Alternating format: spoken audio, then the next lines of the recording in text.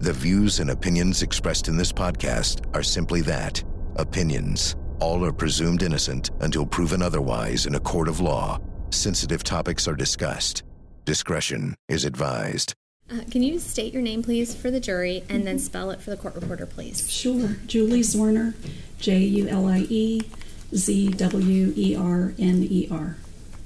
And can you tell the jury what your relationship to Abby is? Yeah, Abby is my middle child. And tell the jury a little bit about your family. How many children do you have? Okay. Have 3 children. Daniel is the oldest. 16 months after he was born, I had twin girls, Abby and her sister Hannah. Okay. And tell the jury, too, a little bit about yourself. You were a teacher for some time, correct? Mm-hmm. Yep, okay. Spent 23 years in the classroom. And what are you doing right now, currently, for your employment? I'm back in a school as the registrar in an elementary school. So left the classroom, but still am in an elementary school doing what I think I'm good at, record keeping and crunching numbers.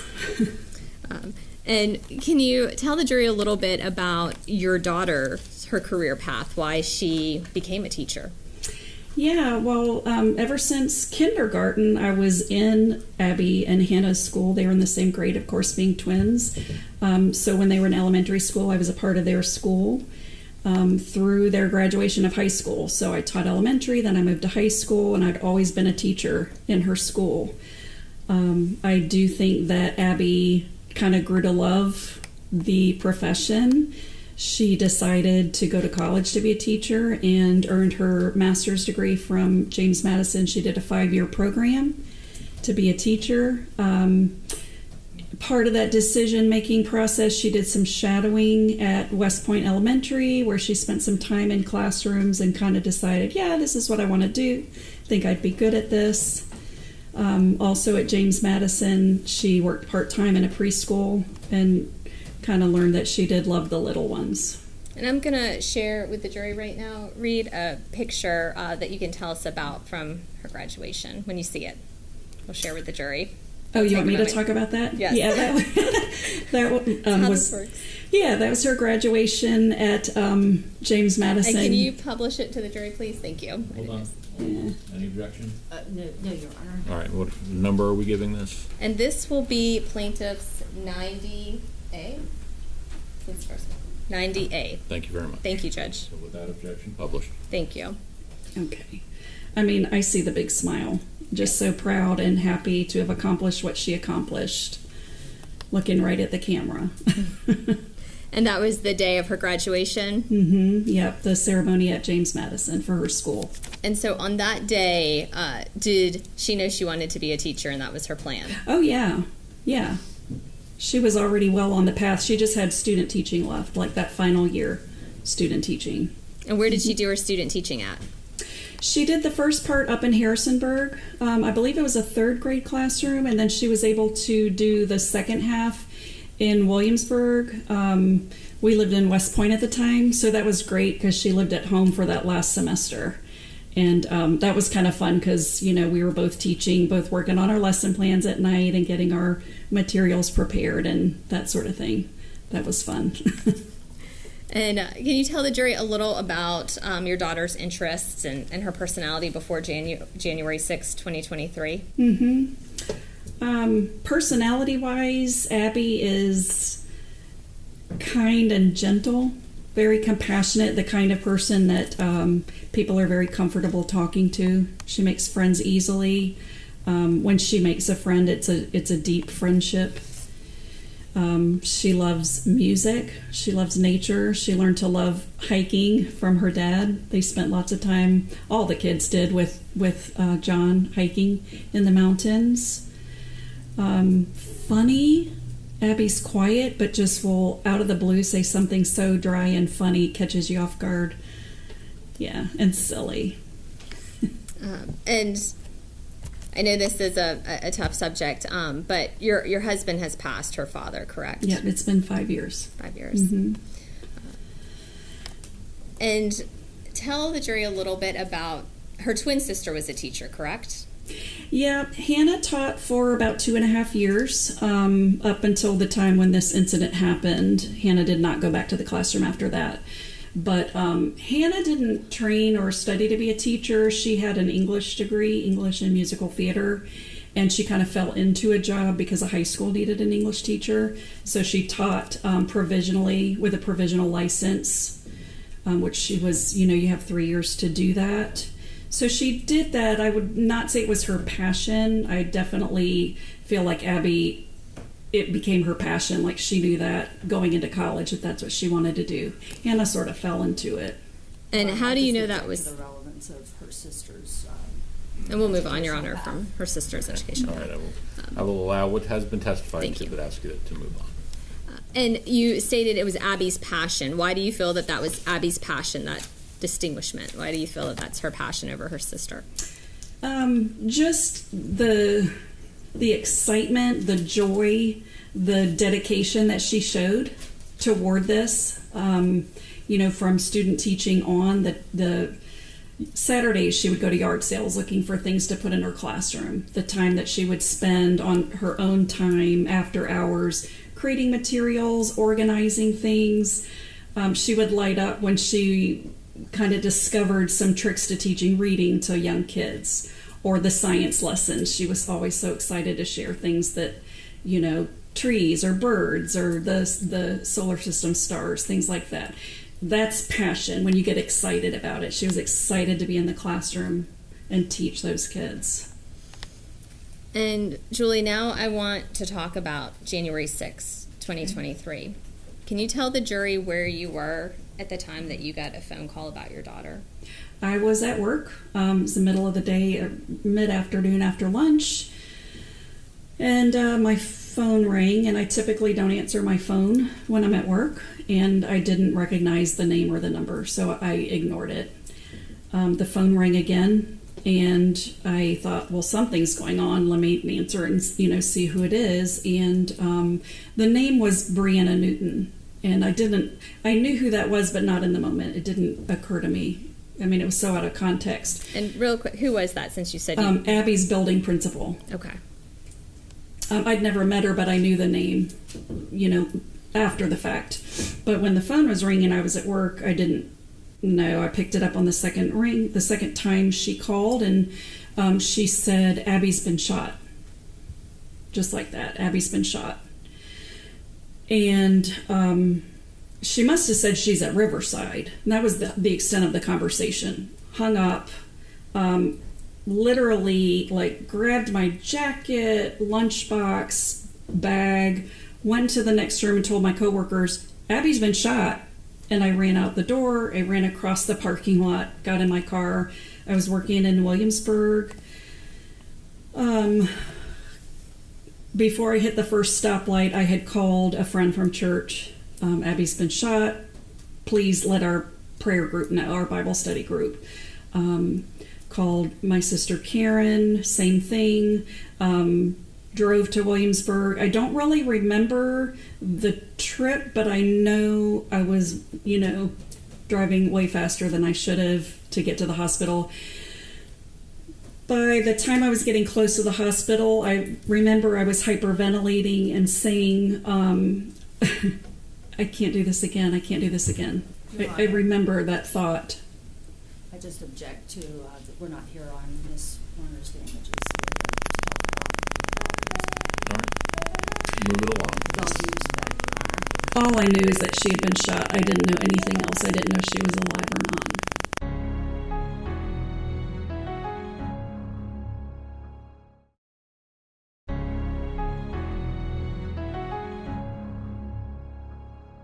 And so once you get to the hospital, who greets you at the hospital? Well, nobody greeted me at the hospital. It was locked down. I didn't know that happened. So I got to the doors and I couldn't get in. And I could see police officers in the emergency room, and I didn't know what was going on. Again, all I knew, Abby'd been shot. So you didn't know by who, or when, or where? I knew nothing. It was about 5 minutes, I'm guessing, when a deputy or a police officer came and let me in. And they didn't tell me anything. They just led me through the emergency room, down some long halls. And I realized we were headed to the sanctuary in the hospital. So you ended up being brought to Abby in a room eventually, correct? Eventually, yes. It was hours later. Okay. So at that initial time, you didn't know her condition. You weren't sure what was going to happen at that moment. No. Eventually, I was told she was in surgery, so I knew she was still living. But I didn't really know much at that point.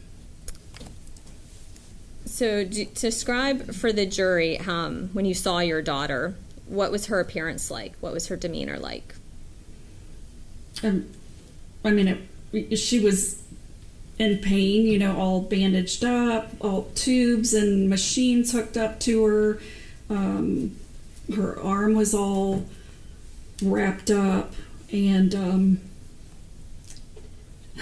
she saw me come through the room and she just said, "Mommy."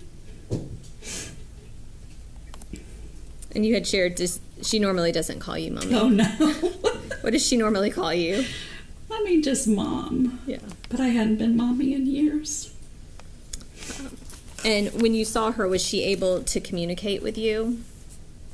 No, she was pretty out of it. I think she was in a lot of pain and just, her eyes wide like she was in shock and kind of didn't know what was going on. And how many days was she in the hospital initially? Maybe 4. I don't remember. I don't remember how many days she was there. Okay.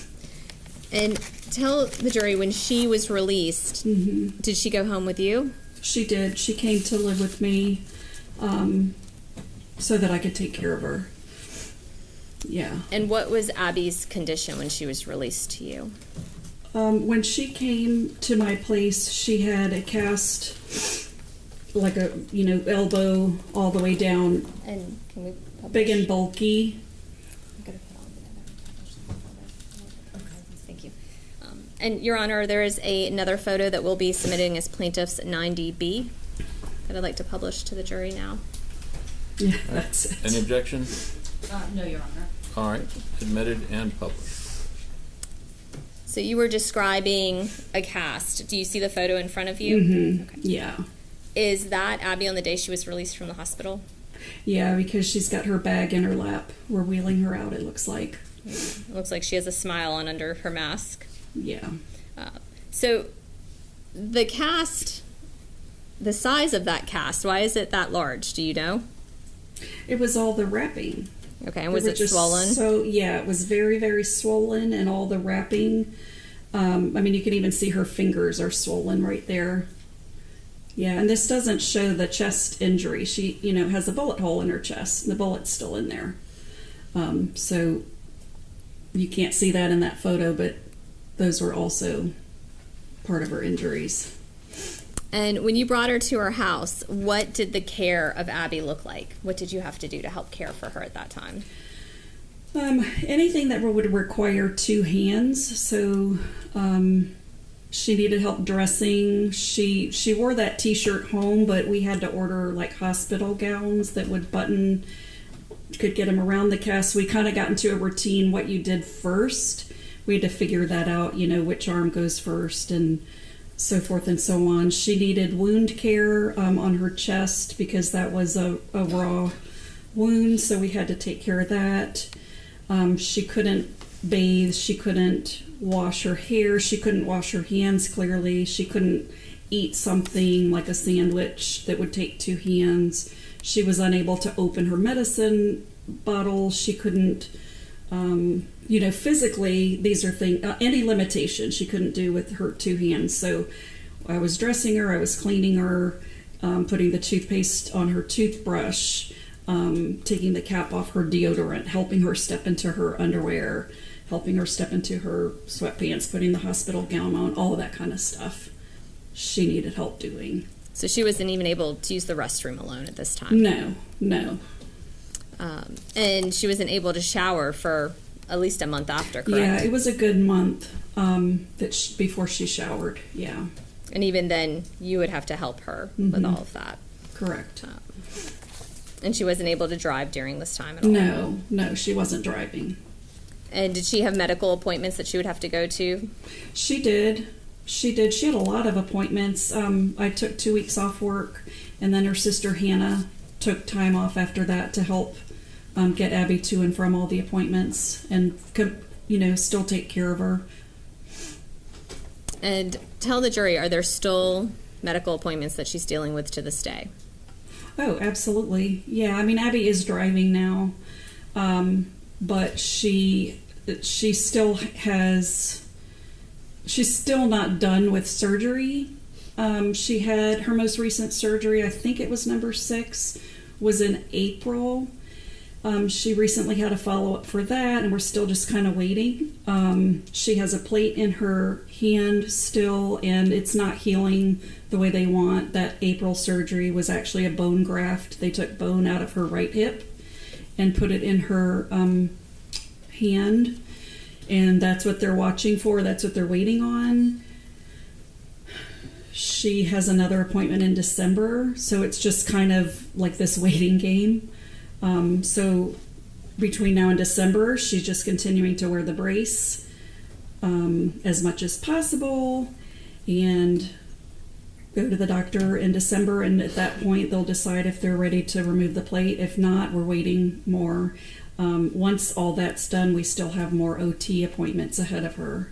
So it's just kind of this never ending. And just so that for the jury, OT, occupational therapy. Occupational therapy, right, where she'll learn how to use the fine motor skills that she's lost with her left hand. And describe your daughter's personality since January 6th of 2023. Now, she's afraid a lot.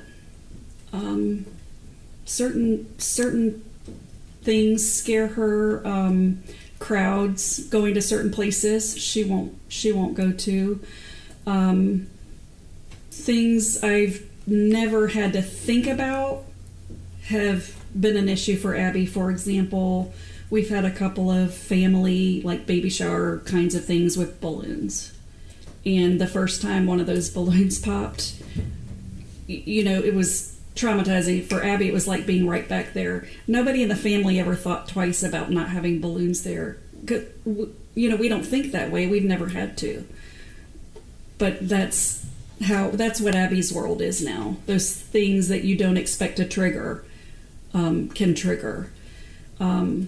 Something else that happened fairly recently, we were going to go see a movie, and we even had the tickets. And the morning of the day we were going to go see the movie, Abby literally could not leave her house. She said, "I can't go. I don't want to go. There's a scene in that movie. I can't go." Do you mind me asking what movie it was? It was the film version of Hamilton. Okay. And I know there are a couple of dueling scenes in there. And I don't know if that's what she was referring to. That's what I think probably. But things I never would have thought about before. I'm learning to consider what her world is like. Just being afraid of things or things happening without warning that kind of bring her right back. She really has trouble staying in touch with people. People reach out to her via text or leave a voice message, and she hears it, she reads it, she just cannot find the energy to reply or to commit or to call back or whatever it is. So that's been hard. I feel like she kind of is in a shell. She doesn't really have a purpose right now, where her job was the thing that centered her and fulfilled her and her way to make the world a better place. Abby's living from appointment to appointment, not really knowing what's next.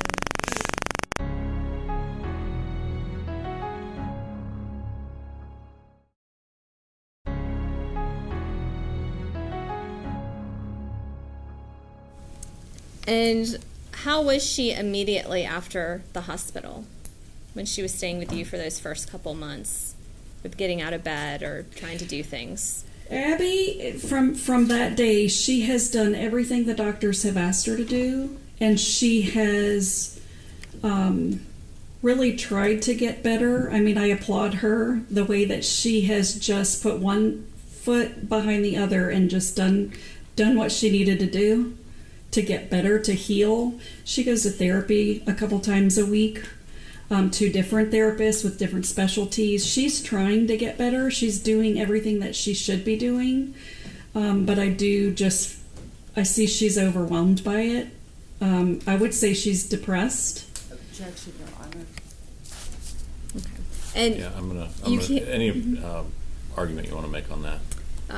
I'll ask her to, if Your Honor would allow, to describe the emotion, but you're not a doctor, so please be Right. mindful not to. I'm not diagnosing We'll have someone her. else correct. But Right. does she seem sad or happy?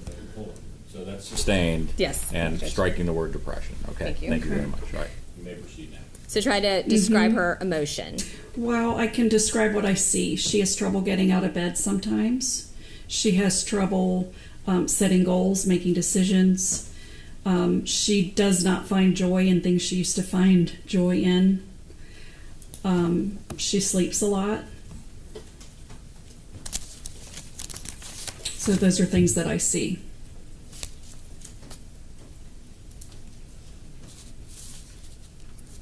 And at this time, do you know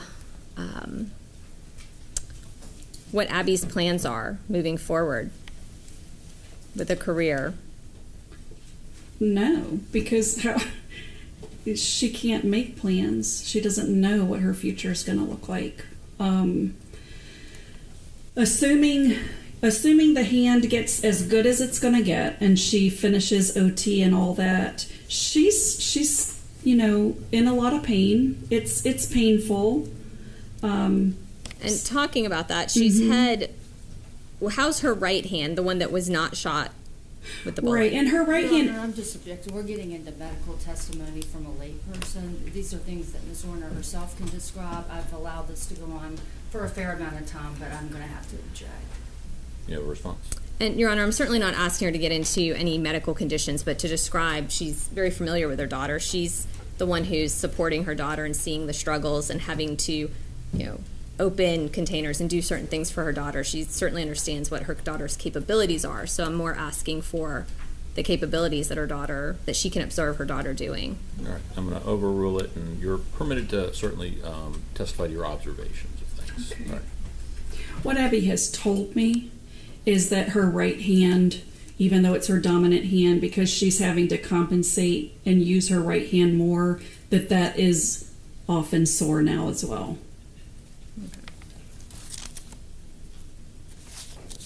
And you were asking about future plans. None that we've discussed. She has shared that she doesn't want to go back into the classroom, which I think it saddens me, but I totally understand. I think Abby was becoming a really good teacher. And so that does sadden me. But I don't know what her limitations are going to be and what kind of work she'll be allowed to do or be able to handle.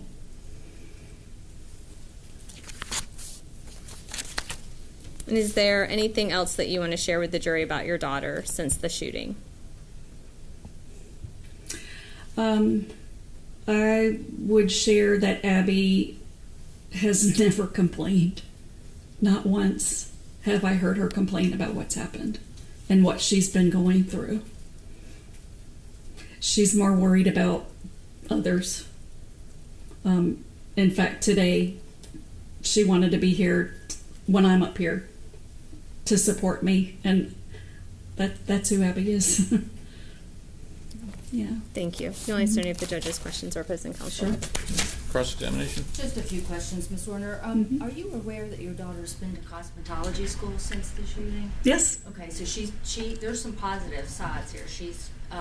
That was something she had been considering before this event, correct?